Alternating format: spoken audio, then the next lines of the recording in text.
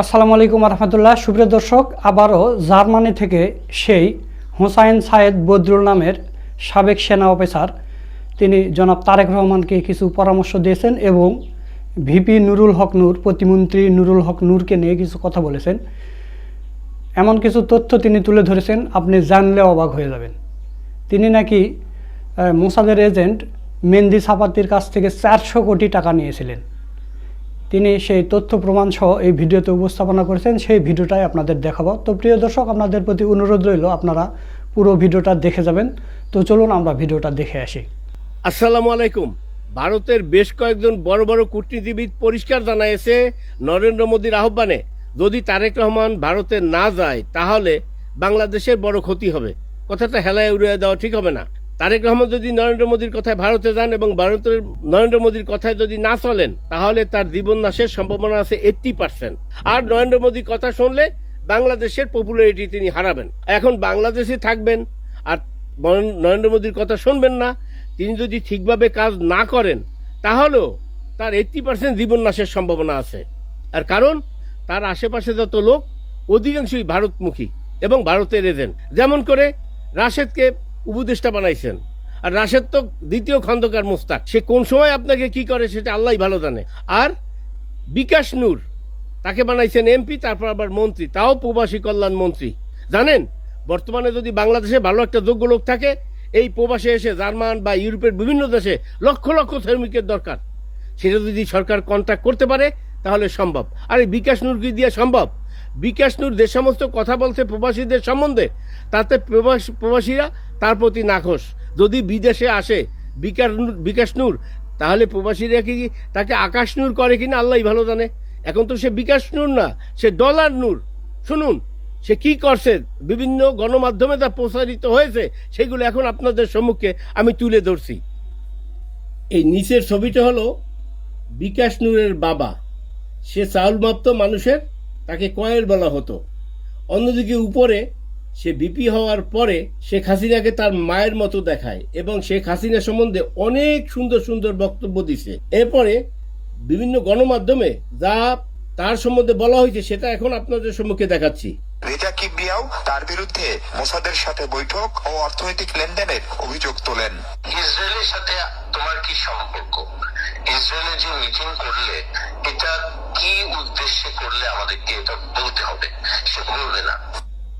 তার বিস্তারিত তুলে ধরেন সাফাদি। দুবাইয়ের সিটি সেন্টারে স্টারবাকস কফি শপে গত 28 ডিসেম্বর বিকাল 3টা থেকে 6টা পর্যন্ত 3 ঘন্টা ব্যাপী বৈঠক হয় নূর এবং সাফাদির। I meet him in Mu'tasim Mall in Starbucks coffee shop. It was around 3 p.m.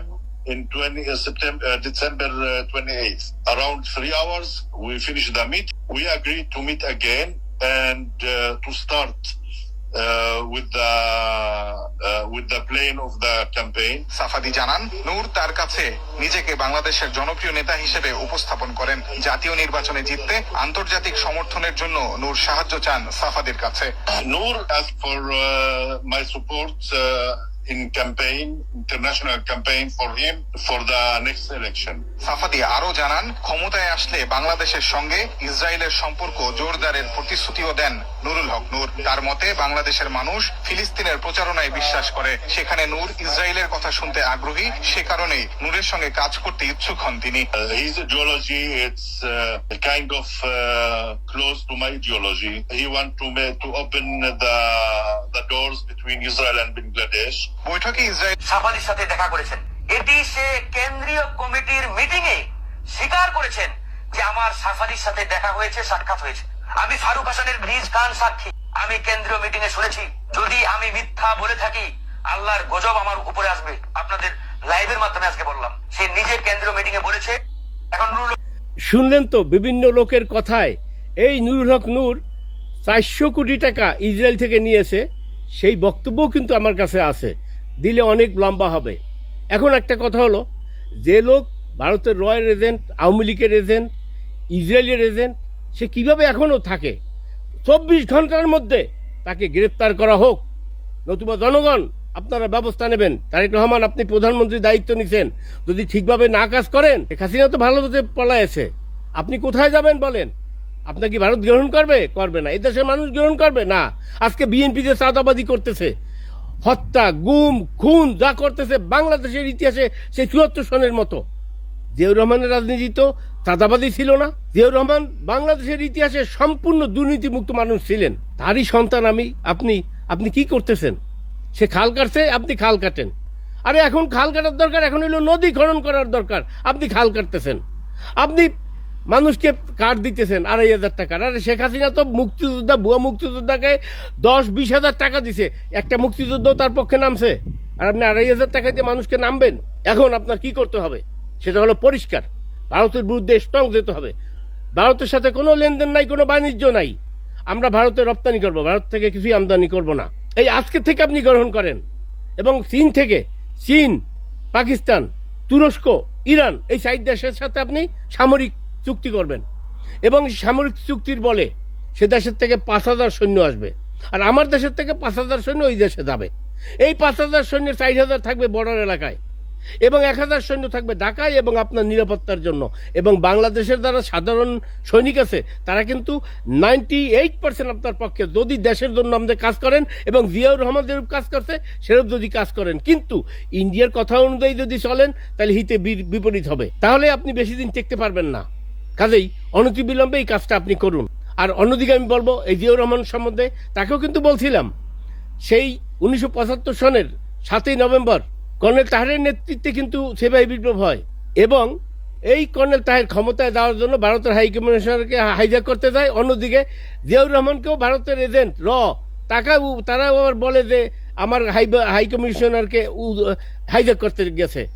পরে জিয়াউর রহমান সেখানে সৈন্য পাঠায়। দেখেন, অর্থাৎ দোনো সাইডেই কিন্তু ভারত ছিল। আজকেও কিন্তু তারেক রহমান আপনার আশেপাশে অধিকাংশ কিন্তু ভারতের এজেন্ট। কাজেই আপনি ভারতের কথা মতো চললে আপনি টিকতে পারবেন না। কাজেই আপনার শক্ত হতে হবে এবং যেভাবে বলছি যদি এইভাবে করেন আপনি টিকে যাবেন, বাংলাদেশ ভালো থাকবে। আর যদি না হয় হিতে বিপরীত হবে। যেমন জিয়াউর রহমানের উচিত ছিল কর্নেল তাহেরকে কোনো একটা দেশের অ্যাম্বাসেডর বানায় দেওয়া, তার উচিত ছিল মেজর এম এ জলিলকে সেনাবাহিনীর প্রধান উপদেষ্টা বানানোর দরকার ছিল, তাহলে জিয়াউর রহমান অনেক দিন টিকতে পারতেন। কিন্তু তিনি ভারতের কথা অনুযায়ী চলছেন, বিশ্বাস করছেন, টিকতে পারেন নাই। গণতন্ত্রের নাম দিয়ে শেখ হাসিনাকে আনছেন, ১৭ দিনের মাথায় তিনি চলে গেছেন। আজকে যদি ভারতের কথা অনুযায়ী চলেন আপনি বাঁচবেন না। ভারতের বিরুদ্ধে যদি থাকেন স্ট্রংলি পদক্ষেপ নিতে হবে। No compromise with India. India যদি বেতাল করে, আমাদের শক্তি আছে, আমরা পারি ইনশাল্লাহ। আমরা চিকেন নেক ওই যে নেপালের সাথে অল্প একটু জায়গা আমরা বন্ধ করে দেবো। দরকার হলে এই ৭টা দেশ আমাদের অধীনে আনবো। কিভাবে আনবো সময় কথা বলে দেবে। অনতিবিলম্বে বিদেশ থেকে মিনিমাম $10 বিলিয়ন অস্ত্র আমদানি করতে হবে, যেটা বর্তমান আধুনিক যুগের অস্ত্র। আমরা প্রবাসীরা মিনিমাম $25 থেকে $30 বিলিয়ন বাংলাদেশে প্রতি বছর পাঠাই। অস্ত্র যদি এই ফুটা রাইফেল কেনেন কিছুই হবে না। কাজে আমার কথাটা বোঝার চেষ্টা করবেন দেশবাসী। আপনাকে অনেক ধন্যবাদ। আমি কথা বললেই দেখি ৮০,০০০, ৯০,০০০, ১ লাখ, ৫ লাখ, ১০ লাখ পর্যন্ত ফলোয়ার্স হয়ে যায়। আমার কথাটা পছন্দই করেন। আমি যা বলতেছি ইমানি দায়িত্ব, ক্ষমতার জন্য না। তাহলে এই ৪৪ বছর জার্মানিতে এখানে পলিটিক্স হলে অনেক কিছু করতে পারতাম। আমি বাংলাদেশে এমপি হওয়ার জন্য না, আমার এটা ইমানি দায়িত্ব, তাই কথা বলতেছি। আপনারা বেশি বেশি প্রচার করবেন যাতে সাধারণ মানুষ জানে ভবিষ্যতে আমরা কি করব।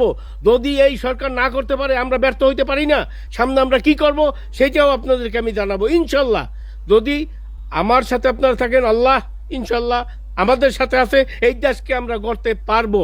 আল্লাহ আমাদের জাতিকে হেদায়েত দান করুক। সুপ্রিয় দর্শক, আপনারা ভিডিওটা দেখলেন। তো সাবেক এই সেনা অফিসারের কথাগুলো আপনাদের কাছে কেমন লেগেছে তা অবশ্যই কমেন্ট করে জানিয়ে দেবেন। ভিডিওটা ভালো লাগলে শেয়ার করবেন। সকলকে ধন্যবাদ।